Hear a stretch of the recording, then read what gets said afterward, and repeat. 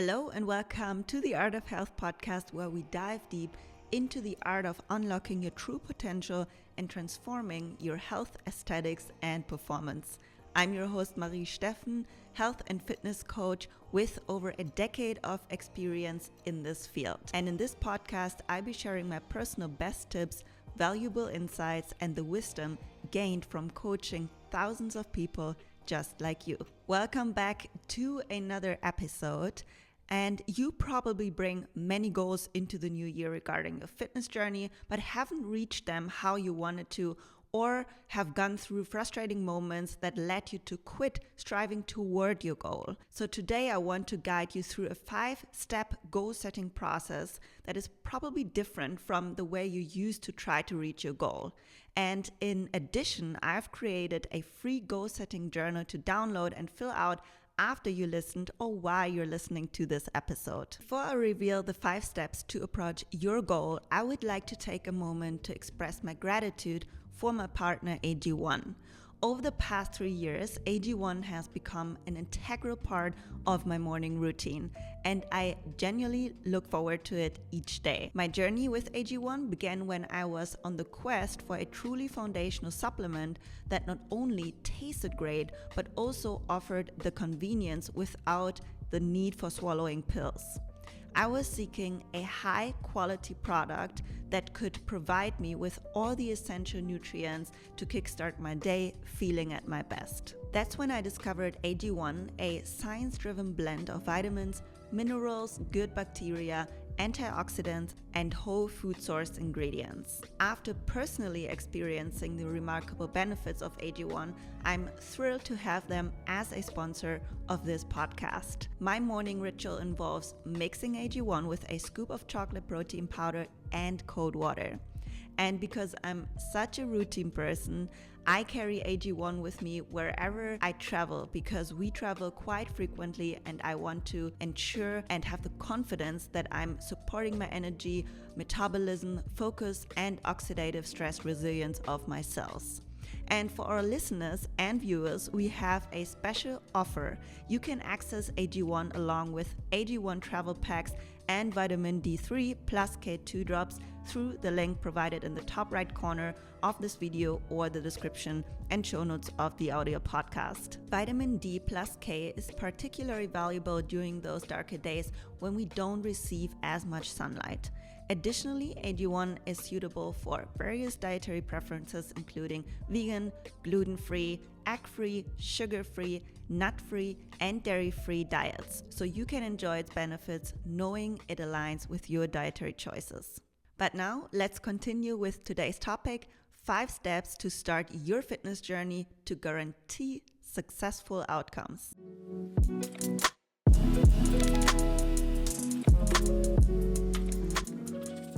Step number 1 is, of course, to identify your goal. Now, this sounds easy, but many people set goals incorrectly by phrasing them in a way that is too generalized. We must be specific about what we want and the exact steps. If you write down, for example, that you want to get fitter, chances are high you won't reach your goal because it's not tangible. What does fitter mean to you? How do you assess if you have gotten fitter? So we need to get very clear about what we want exactly. But I also don't want you to spend too much time thinking about the goal. Start with the 3 main goals that you want to tackle in the next 3 months. If you then realize a goal doesn't seem to be important anymore for you, or another goal pops up, allow yourself to reframe it after 3 months. In fitness, we can set goals in the 3 main categories that I have listed in your free goal journal: aesthetic goals, performance goals, and health goals. The goals of each category can overlap and influence each other positively, but they can also harm each other. That's why we have to be thoughtful about what we want most and what we want to achieve first, because it might be that it's strategically not the best way to try to accomplish all of your goals simultaneously. Here are 2 examples. Let's say your aesthetic goal is getting leaner and losing body fat. Your performance goal is training for a half marathon, and your health goal is getting your period back or a regular cycle. We have a few conflicts here because losing body fat requires being in a caloric deficit, which is harmful to a performance goal that requires proper fueling, and it's also counterproductive to get a regular cycle. In this case, you need to prioritize your goals, and I recommend prioritizing them in favor of your health goals. Another recommendation is to focus on one goal in each area. When I get a client request, they write down their goals, and this often looks like this: aesthetic goals, building muscle and losing body fat; performance goals, learning a pull-up, handstand and push-ups; and health goals could be something like improving the relationship with food. These are all incredible goals, but they are less likely to be achieved all at once because consistency is required in all of these areas, and you probably only address each goal to 10% instead of one focus area to 100%. So choose one goal in each area that won't influence each other negatively. This helps you to reach it faster, and once you reach that goal, you can maintain it and focus on the next goal. This way, you will stay much more motivated because you can expect a higher success rate. If you don't know which goal you should choose, download my free goal guide, which you will find in the description below and in the show notes, to make smart decisions about the following steps to get you where you want. The second step is to identify your why behind that goal. This differentiates a goal from a wish. A goal is something you are really willing to work for, while a wish is something that you wouldn't say no to and is nice to have, but you're not really ready to put some effort in. If someone asks me, for example, if I want to have a huge house with a swimming pool, I wouldn't say no, but at the same time, it's not a goal I would actively want to work towards right now. Setting your goals ignites the fire, and knowing your why keeps it lit. Identifying your why behind a goal is the most critical part of the goal setting process, because the motivated state you're in when thinking of all the great things you want to achieve won't last forever. You will face challenging situations, and your why is a constant reminder of why you're doing all the things that will feel sometimes great, but also sometimes challenging and out of your comfort zone. So you will see in your goal setting journal a column on the right side of your goals where you can write down your why, best expressed in a feeling. For example, your goal is to lose 2 kilograms of body weight. And on the right side, you write down how you feel when you achieved losing 2 kilos. This could be, I feel confident and light. Or when I achieved my first pull-up, I feel proud of myself and empowered to learn new skills to have more fun in training. By writing down the feeling you will embody, your motivation will stay much higher in difficult or frustrating moments along your journey. We can connect to a feeling much more than something materialistic. Beam yourself whenever you can into the emotion you want to feel, so you're more likely to align your behaviors to make your desired goal a reality. After we tapped into our emotions, we will move forward with step number 3, where we want to reflect on our past behaviors to not repeat the same mistakes. Now you have the chance to recognize your mistakes or behaviors that contradicted your goals and reframe them. On the next page, you can write down what you have already done to reach your goal and why this behavior or these actions didn't lead you toward your goal. Let's say you tried a dieting program where you were supposed to eat 1,200 calories and you couldn't stick to it because of extreme cravings that you experienced after the first couple of weeks. Then you can write down on the left side, I was under eating and I was looking for the shortcut, which led me to overeat, having extreme cravings, and it wasn't sustainable for me. Making yourself aware of the things you already did but didn't work for you and why makes it easier to break a cycle and look for sustainable action steps for your whole life. Once we figured out what didn't work for you in the past, we will frame your expectations. What we believe how fast we should make progress can lead to frustration if we A, don't know what good progress looks like, and B, if our investment and actions don't align with the goal we want to achieve.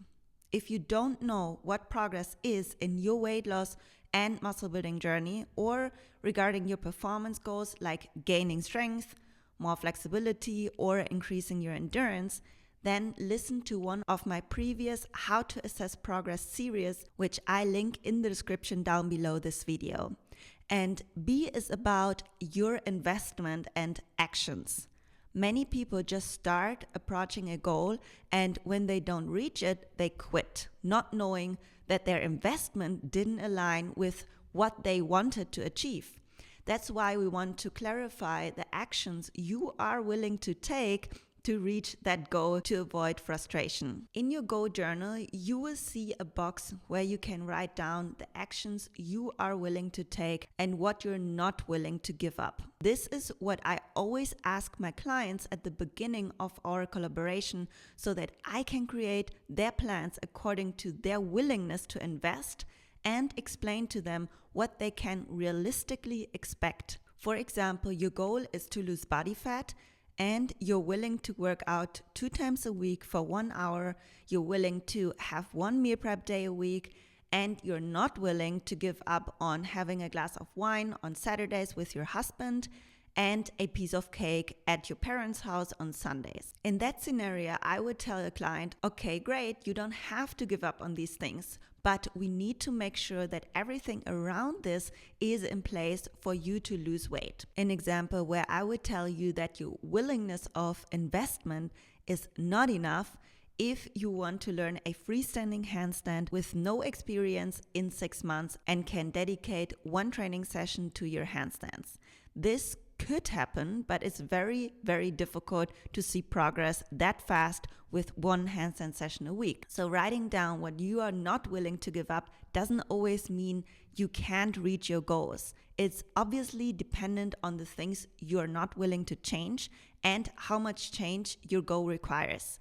This part is more for you to get clarity on what you want, how you want to achieve your goal, and being honest with yourself. When this part is done, it's time to choose only 3 goals of the ones you wrote down on the first page that you want to focus on in the next 3 months. Of course, you can also only focus on 1 goal, but I don't recommend choosing more than 3 goals at a time. Write the actions necessary to reach that goal below and ensure it's clear and specific.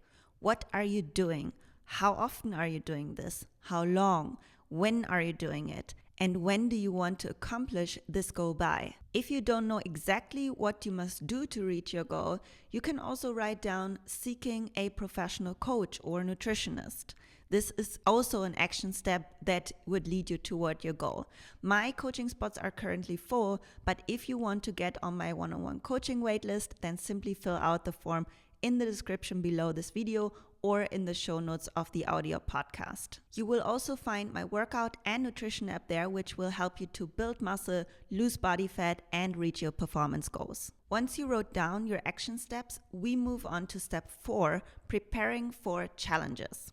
This is what hardly anybody does. Challenges always come, no matter if you like them or not. You will have moments where you have no energy. You will have days where your child is sick and you can't go to the gym. You will have moments where you feel like eating a whole chocolate bar. You will have moments when you don't have much time to meal prep. Of course, not everybody faces the same challenges. That's why you should write down the challenges that you have already faced in the past and the ones that might come with striving toward your goal. On the left side, you will write down how you will conquer those challenges. For example, having a quick recipe in your pocket that doesn't require cooking, or listening to music when you don't feel motivated, and remembering your why. Or when you ate the chocolate bar you didn't want to eat, you can write down that you won't punish yourself and will move on with your regular meals. Writing down predicted challenges and solutions before they come up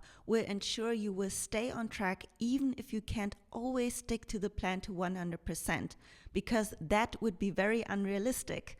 A plan guides you toward your goal, but there must be room for flexibility to avoid black or white behaviors. Challenges also come with limiting beliefs, which is a big topic that I at least want to address briefly in this episode. A limiting belief is usually rooted in our childhood or past circumstances that taught us that we couldn't do something.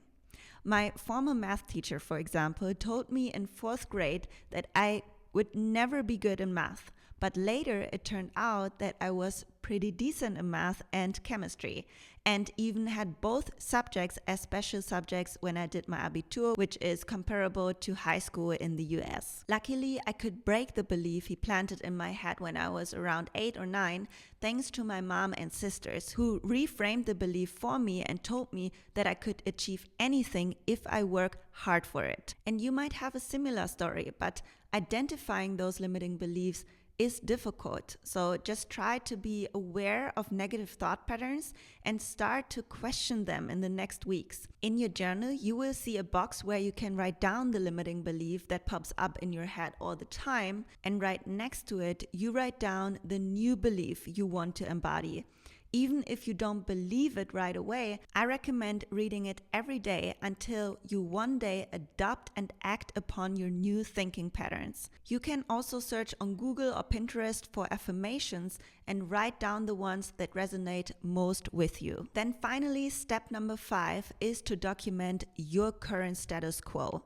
For aesthetic goals, you should take form pictures of your front, side and back view. And it's also worth taking your circumferences and note your body weight. For performance goals, you can write down your current numbers. For example, your current maximum number of pull-ups you can do if your goal is to improve in those. And since this is a common goal, I would like to mention that I have a pull-up skill program in my workout app, which is the approach I worked with all my clients who achieved their first pull-up or multiple reps.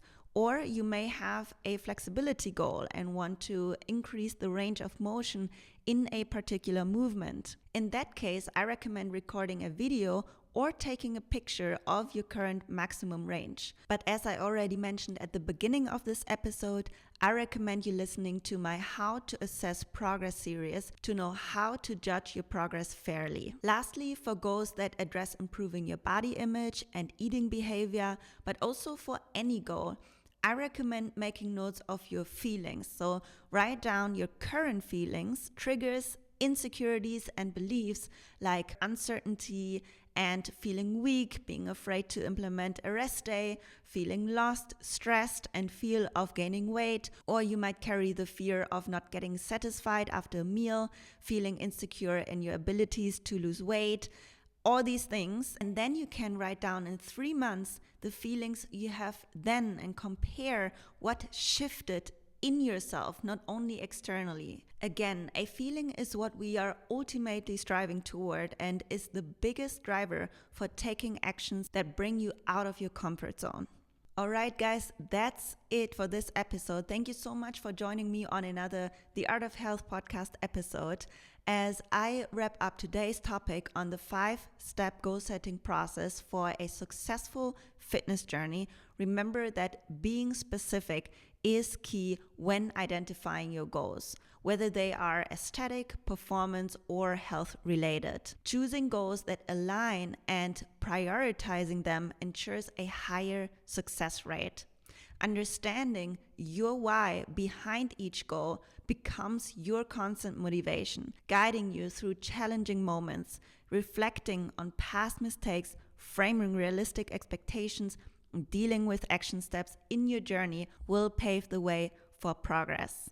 Lastly, preparing for challenges and addressing limiting beliefs equips you with the tools needed to overcome obstacles on your fitness journey. So take a moment to document your current status quo and use my goal setting journey to unlock all the goals that you want to achieve in the next year. And one last thing to make your journey even easier, I have exciting news for you. I will train with you here on YouTube in January.